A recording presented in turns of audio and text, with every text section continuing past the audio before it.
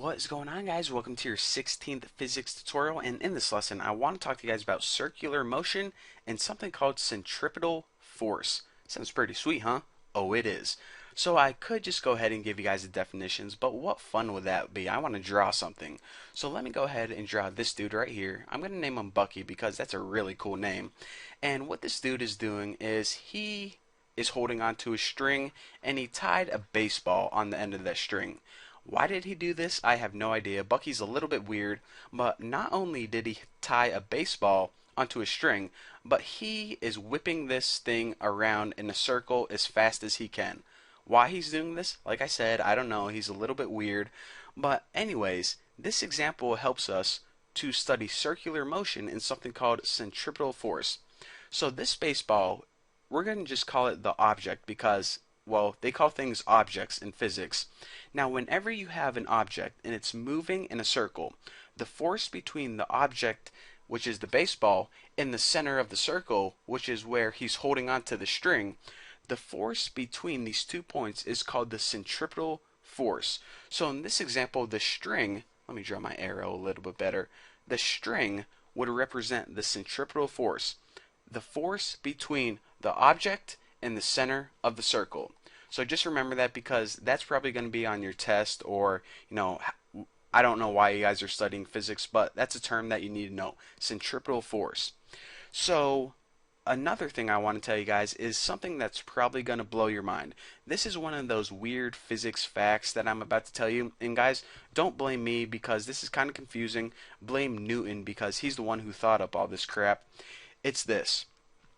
If Bucky is standing here in the same location and he is whipping this ball around at a constant speed, remember that, I said that, constant speed, Newton says that this ball is accelerating. Okay, let's take a break here for a second. You're telling me that if this ball was traveling around the circle at a constant speed, then it's still accelerating? What the heck is going on? That's like the opposite of acceleration. Well, let's go ahead and take a look at the formula for acceleration. Acceleration, as we know, is change in velocity over change in time. Now, up until this point, we studied things moving, pretty much dropping a ball from a building, or if you were in a car and you went from 0 to 60, then that car would be accelerating. So, even though this ball isn't changing speed, why did Newton say that this ball was accelerating? Well, let's go ahead and take a closer look at this formula for acceleration. It says change in velocity over change in time.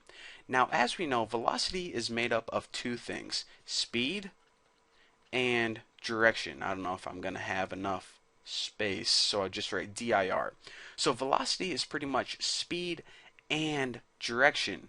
So before, we were just concentrating on speed, and typically whenever you think of acceleration, you think of things changing speed, but the truth is velocity can also deal with direction.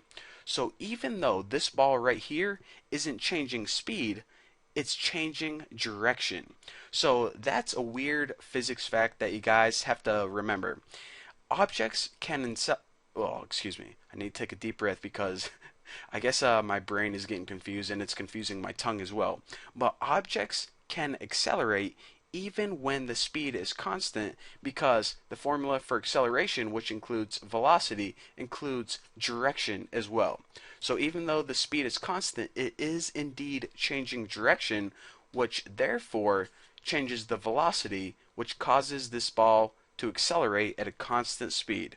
So go ahead and tell your physics or science teacher that things are able to accelerate at a constant speed, and after their brain blows up, you can move on to the next tutorial. So thank you guys for watching. Don't forget to subscribe, and I'll see you guys in the next lesson.